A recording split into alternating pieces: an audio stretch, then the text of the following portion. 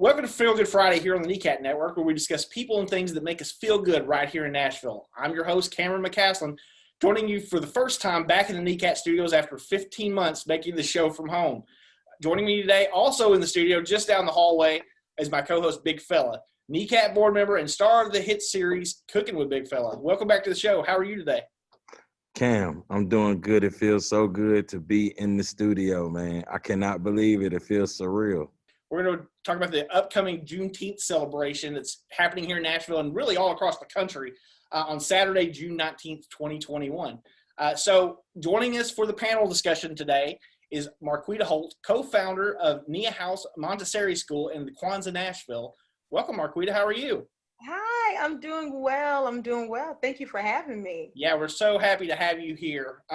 Also joining us today is Dr. LaRotha Williams, African-American history professor at TSU here in Nashville, Tennessee. Doctor, so good to have you with us as well. Hey, my pleasure. Honored to be in y'all's presence today. So we're really excited today just to have a conversation about Juneteenth, the history that kind of led to this today and what's coming up here in the next couple days. I'm going to throw this to Big Fella and let him get us started off and kick us off. Tell us about how we're going to be celebrating Juneteenth, because Big Fella has been helping kind of organize some events locally. So tell us a little bit about that, Big Fella, and I'll let you start the conversation. What I'm not going to do, because we got Dr. LaRotha Williams here, I am not going to talk about the history. Well, all I'm going to talk about is basically what's going on in Nashville. For the first time, Nashville has a citywide Juneteenth celebration, which means that there are going to be a ton of celebrations all across the city. Everybody's coming together from the National Museum of African American Music to the mayor's office to Vanderbilt to everybody's coming together to celebrate freedom in Nashville and Juneteenth in Nashville for 2021. To me, this is all in honor of my main man, Kwame Leo Lillard, who helped us get this sparked off in 2017 when we first started doing our Juneteenth celebration at Fort Negley. Yeah, all Kwame wanted us to do was keep this going and growing, and he would be so proud. Kwame went on to become an ancestor in December 2020. So he did not get to see this, but I firmly believe, and I could feel it. I could feel it completely, that he is over there rallying the troops and making this citywide Juneteenth celebration one of the largest Juneteenth celebrations, if not the largest Juneteenth celebration on behalf of a whole city in the United States. And I know that's big to say when you got places like Texas where it kind of sparked off at, and you have other places like they're doing something in DC. But I just don't think anybody celebrates anything as cool as Nashville does. So that's what we're doing this year. That's why it's so cool, Cam. We're going to have the first Juneteenth fireworks. We will have the first broadcast live on NECAT Juneteenth fireworks in American history.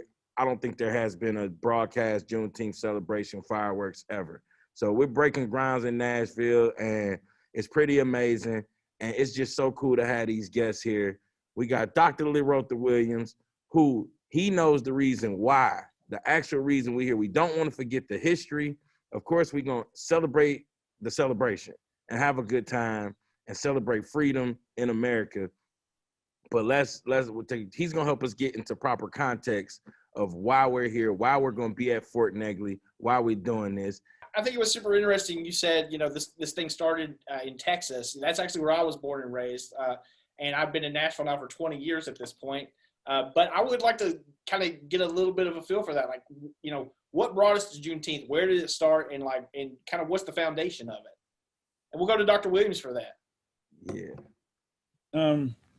Again, thanks for having me on. I'll try not to get long-winded because I'm really interested in what Marquita is doing. So Juneteenth is a celebration of freedom, a celebration of emancipation. And I want to be clear about something.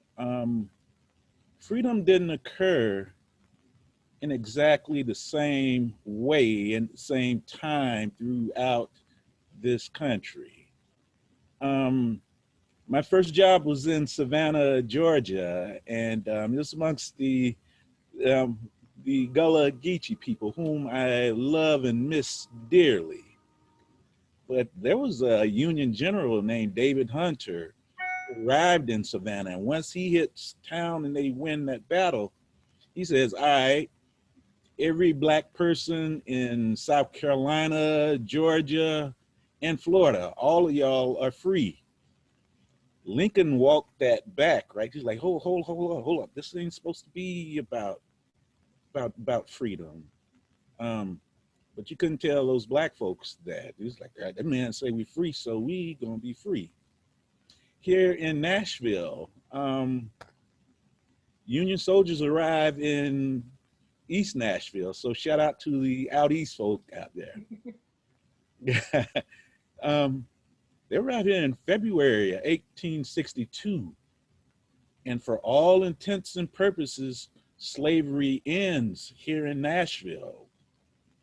But as we move on, you have the Emancipation Proclamation being signed where Lincoln frees.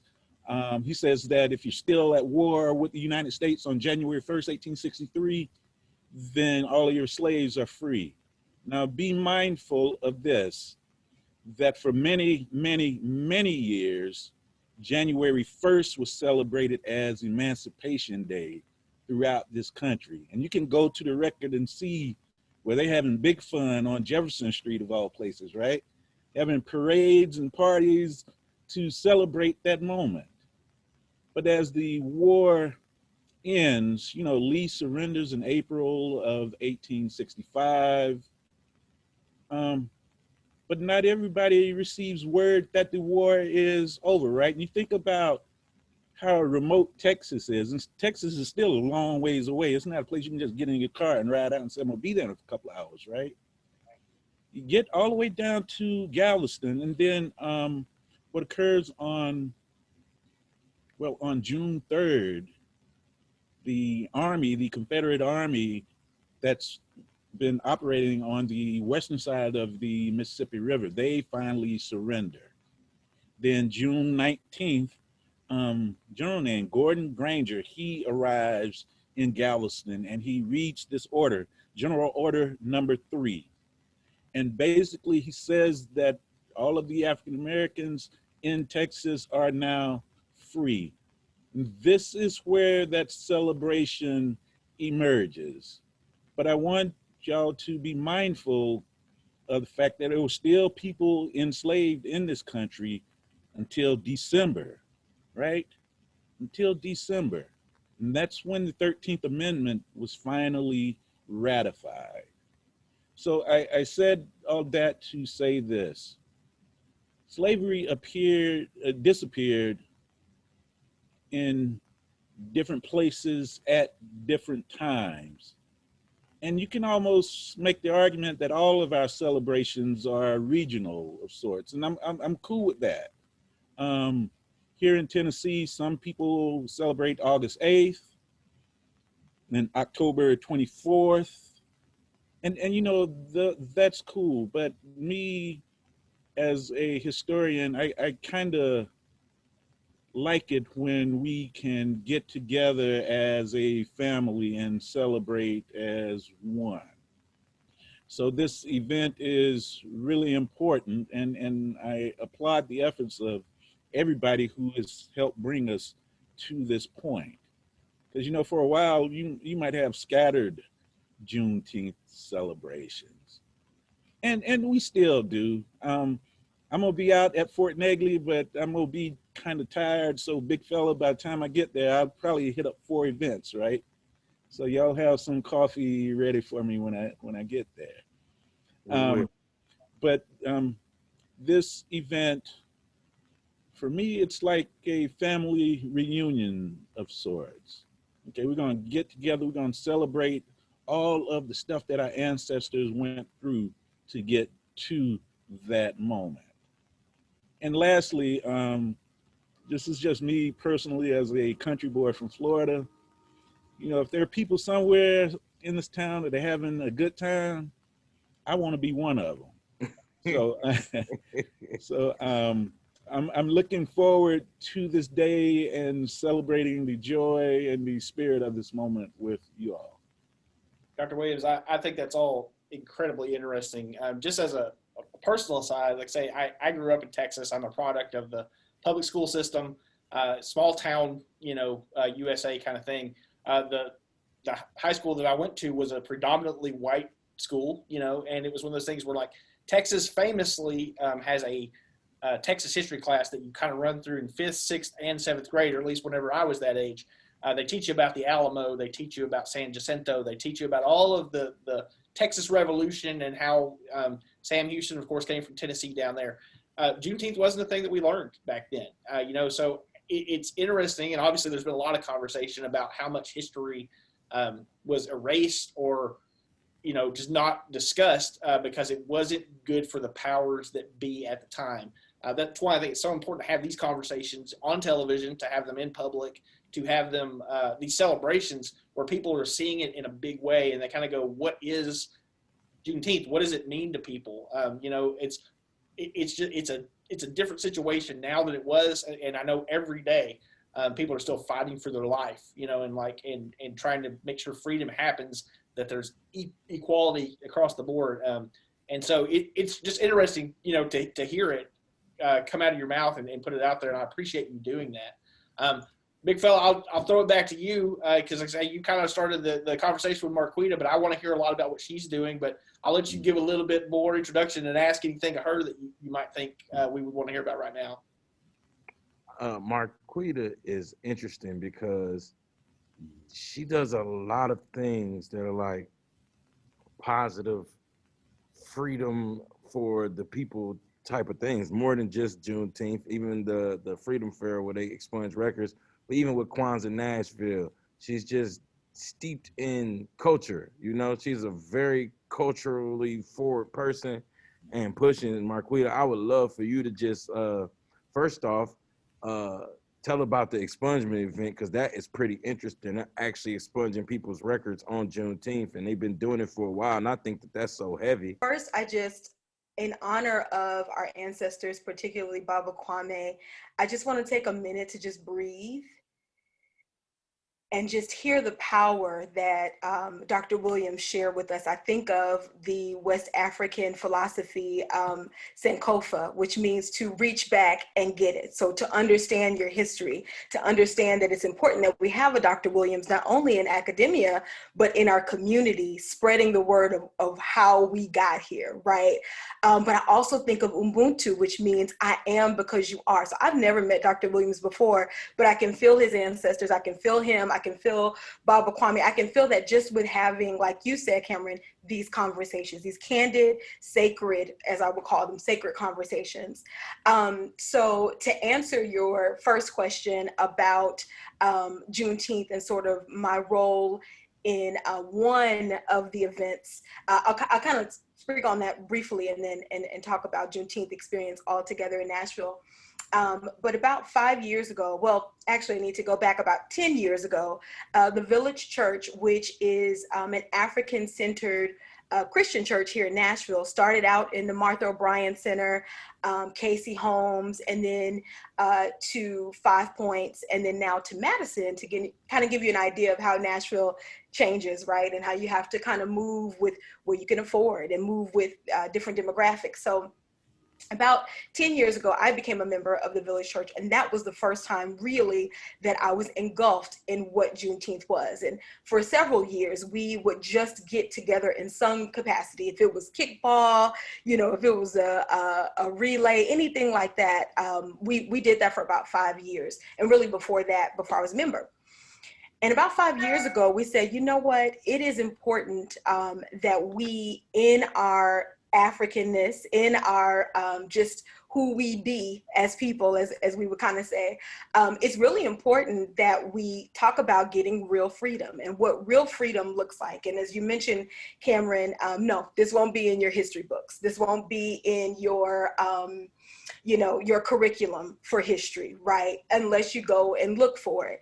And hopefully that is changing, of course. But So we said, we wanted real freedom. So we partnered with Judge Bell, who at the time, and still just really about making sure that justice happens beyond the courthouse, right? And so we said, you know what, we want to, not only do we want to expunge records for folks who have felonies, but really what we learned were they just had a couple run-ins, and those run-ins became something that really allowed them not to have proper housing. So we listened to what folks needed, what freedom looked like, and it looked like expungements. It looked like, what does your credit even look like, as a felon? You don't even look at, buying a home in New Nashville because, you just have these sort of preconceived notions. So we were like, let's talk about housing equality. Let's talk about jobs. Who is hiring people with felonies? And so doing all of that work, we ended up having the expungement clinic, as well as a job and resource fair specifically for people with felonies, and some housing opportunity. And this, like I said, is our 5th year doing that. It'll be at the Magruder Center this year. So if you know anything about the Magruder Center, they are really amping up things, and they are going to really be sort of a safe house for folks throughout the year to do this type of work. So that is on June 19th. I think it's important to always say the day as well, because we say Juneteenth and we don't always know what day that is. So the day of Juneteenth is June 19th. And so that event will be on there as well. I do want to just take 3 seconds to just talk about how this all relates to all of Nashville and the country as a whole. If you have a chance, if you're on Netflix, I know, we usually are, but there is a new documentary called High on the Hog. Have you seen that, Dr. Williams? Yeah. Yes. Tear jerking, all the things. I want to watch it again, but I'm kind of nervous. I'm like, I think I'm going to cry some more. But it really looks at food, which we all can connect to, right? But it looks at American food and how the African diaspora and African American experience has really shaped food in America. And you think something as mundane as food, although we need it, how can that connect you? How can that connect us? But it does. And that documentary will show you that we are much more connected than you think. It definitely talks about Juneteenth. It definitely talks about some of the foods that we're eating on Juneteenth, and even connects back to West Africa. But I challenge your listeners to see how you can show up in different spaces for Juneteenth, especially brown and Black folks, right? This is our story. I haven't celebrated July 4th in years because this is my independence. So I have to make it as exciting, as the 4th of July, because it is very exciting. So I'll kind of be quiet there. I could go on and on and on, just about the work and community that we're doing. But I am excited. Baba Kwame, I know, is excited to know that there are over 20 events for Juneteenth this year, right? So there's no excuse. You should be able to find something in Smyrna, Murfreesboro, all over. So I encourage you to do that for sure. Is there a good central place online right now where people can find information about Juneteenth? Yes, there are a few places. So NashvilleBlackCulture.com is the newest sort of website that we are just a bunch of leaders that are doing Juneteenth events kind of wanted to be a platform. You can also follow Kwanzaa Nashville on Instagram and Facebook. We're posting every day a different event, some things that may not even be on that NashvilleBlackCulture.com. Of course, Juneteenth 615 will be promoting, especially the week leading up to. Did I leave anybody out, big fella? I think you pretty much got it. Yep. Okay. But you can go to any of them and find out all the different stuff that's going on. I tell you something that's really interesting and cool to me, right? I look at Juneteenth and the freedom of the black people and freedom from slavery. And to me, it's more, I think it represents American freedom. Like, nobody's free until everybody's free, And I told somebody I always had this conversation. I always say, I was like, either or. Either America is an evil place started by evil people, taken with evil means, with evil intentions, or all of that is just a larger mountain that if we ever can climb that mountain and get to the other side, this truly, truly will be the greatest nation on earth. And I believe that we are closer to that. I had a discussion, Dr. Williams, you might be able to chime in on this, but I had a discussion like, this might be one of the best times in American history to be Black. Somebody said Reconstruction was pretty a decent time. They made a pretty valid argument for Reconstruction. But I think the thing about this is, with 2020 happening and us going through Trumpnology, and going through all of that, I think that the soul of America is testing. People gotta, it's like who's who on planet Earth, For me, this past year has revealed just how connected we are to our ancestors in ways that even I, as a historian, didn't really appreciate. I used to attend the same church as Kwame, and I would catch him.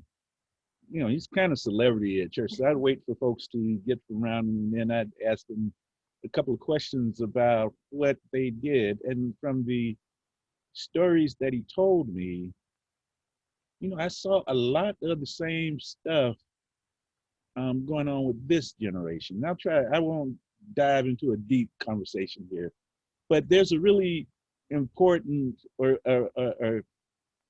there's a photograph of Black people and Black and white folks sitting in the middle of the street on Church Street during Jim Crow. They're trying to segregate downtown Nashville, and they're sitting in the middle of the street.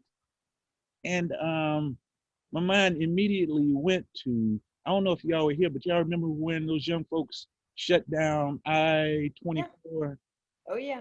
And I'm like, wow, man, who thought that was a good idea to sit down in the middle of the street in downtown Nashville during the 60s? And he told me about some guy that was over SNCC at the time who had a lot of wild ideas. And I was like, it's probably the same type of dude or a young lady who came up with the idea that they should shut down downtown Nashville by sitting in the interstate.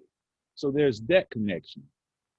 But I also looked at the battle that we are fighting today. Although when our marchers marched last year, I don't know if they were really cognizant of the fact, but they were really putting their lives in jeopardy when they went out in the streets, right? Because we really didn't know, and we're still kind of figuring out COVID right now, right?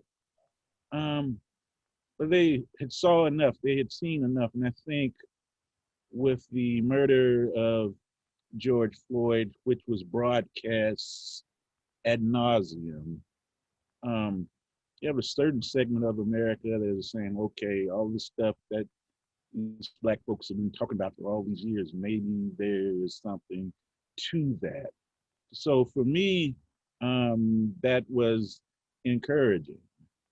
And lastly, as a historian, I'm kind of inclined to be a pessimist, where I push back against pessimism and indifference all the time. But I read so much, and it's like, oh, well, we ain't gonna never figure this out. But with what the young folks have done over the last year or so, I do have hope. And there are moments when I kind of get a little bit depressed and I fight through that. But then there are moments that call for celebration, and I embrace that as well. And I can say this with all sincerity, even if I wasn't going to be at Juneteenth, I would be just as happy knowing that y'all were there, turning up, as the young folks say, doing what you do. So there's that. And my last comment, and I'm saying this as a historian, and I'm speaking to the young folks that are out there. Pay attention to the wisdom of your elders. Even though it might not make sense right now, and I know you probably heard this before, it will one day. I have made a lot of mistakes in my time. I'm gonna make some more, right? Um, but if I would have listened, if I would have sought counsel of people who came before me, it might not have been as bad as I thought.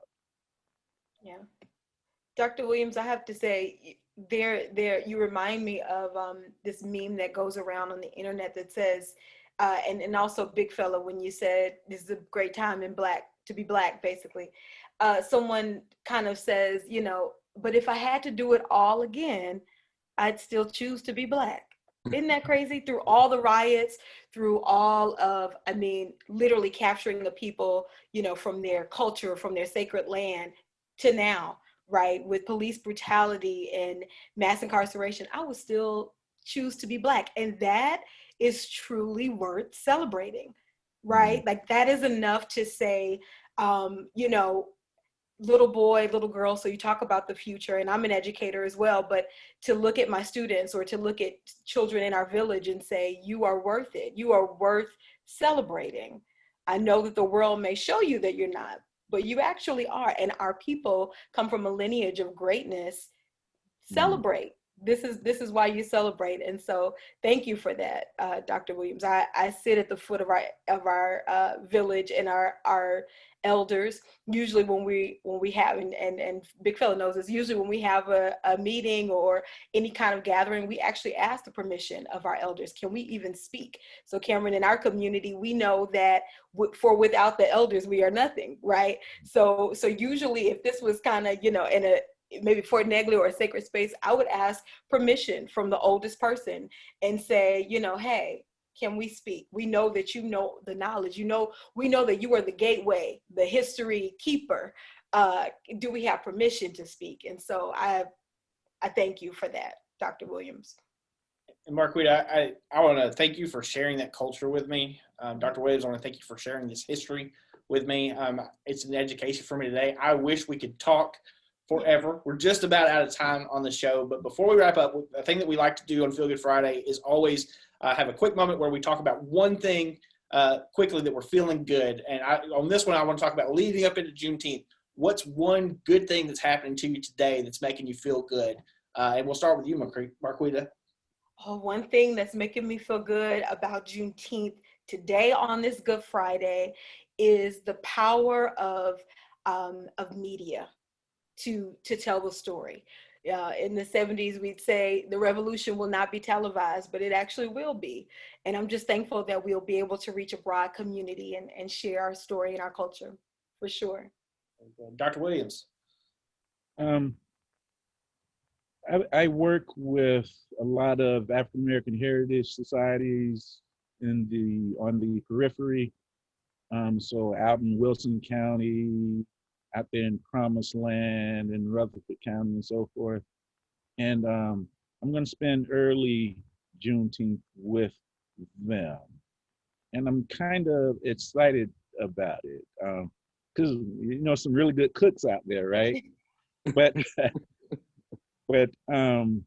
just to get out there to fellowship and to love on my Tennessee aunties, to spend some time with them on this day. That is going to be both inspiring and affirming for all of the work I do, just being out there with them. Very good. Big Fella.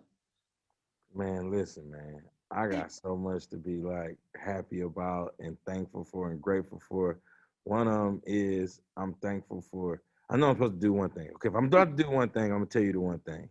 So the fireworks, having the first Juneteenth fireworks, and this all came together in the last 4 weeks. This was an idea, and we got approval like 4 weeks ago, and we got to go and raise all the money for these fireworks. And the way that Nashville has been coming together to make sure Juneteenth fireworks, I just got an email that Vanderbilt is going to help support us with a large amount of money to help support the fireworks. Amazon called us the other day, and they're going to help support. And this is last minute, Citizens Bank, they called and said they're going to support. All this stuff is happening in real time, and it's blowing my mind. Who else? Just bail you out bonding. He said they all about freedom. You know, they bonding people out. He said they're going to support Corner to Corner. Equity Alliance is supporting the Hammonds Group. These people, and Magnificent, what's my man? Yeah, Magnificent Auto Detailing. All these people come together with the National Museum of African American Music, and they say we're going to make sure that fireworks happen for Juneteenth. And the Frisk Museum, all these people are coming together and say, we're going to make sure Juneteenth has fireworks in Nashville. You know, it's so amazing, and I'm so happy and grateful for everybody, all of them people. Black Business Boom, all of y'all. I love y'all. You don't even know. And Gideon's Army. I love Rashida. We all love Rashida. I love Rashida with all my heart. She's so amazing. I love it. I will say, you know, for me today, you know, what I'm feeling good about, we're back open at NECAT. They say this is really our first recording back in the studio. I'm in my office. Big fella's down the hallway in the studio. The reason I think that is so powerful as it pertains to Juneteenth is we really just got back in here this week. And because of that, we're going to be able to do the first live broadcast of these Juneteenth fireworks here in Nashville. That may not have happened if we weren't able to get back in this place. Big fella and me talk all the time just about the universe coming together. However if you feel like it's the ancestors, if you feel like it's God, if you feel like whatever, you know, makes you feel that feeling of togetherness that brings us here. You know, I got to think that part of this is, you know, whatever that fate is, bringing it all together to make this possible. I am just so thankful for the conversation today. I got to wrap it up, but Marquita, one more time, give me that website where people can find out any more information on the Juneteenth events. Absolutely, absolutely. So to find out all of the events, the information for events in Juneteenth Nashville, you can go to NashvilleBlackCulture.com. You can also go on social media to Kwanzaa Nashville. We post about 2 or 3 events a day. So in about 3 or 4 days, we'll have all the events there for you. So those are the best places to go. Spell Kwanzaa Nashville. Sure. Kwanzaa, Kwanzaa is KWANZAA in the Nashville. And I hope to maybe be back on here in December. It's a 7-day celebration that we again celebrate our culture. So maybe we'll see you again in December, Cameron. You will. Cameron will definitely do that. Boom. Absolutely. And you can check out Juneteenth 615 too. Yeah. It'll all be up there. Juneteenth 615 also. Okay, so once again, we want to thank our guests for joining us here on Feel Good Fridays, right here on the NECAT Network. Remember, you can celebrate Juneteenth in person here in Nashville on Saturday, June 19th at Fort Negley, starting at 6 p.m., or catch the live broadcast of the fireworks celebration that evening right here on the NECAT Network. So tune in with us. We hope this Feel Good Friday lasts all weekend into Juneteenth. And until next time, I'm Cameron McCaslin, along with my co-host, Big Fella, signing off from the NECAT studios. Have a great Feel Good Friday.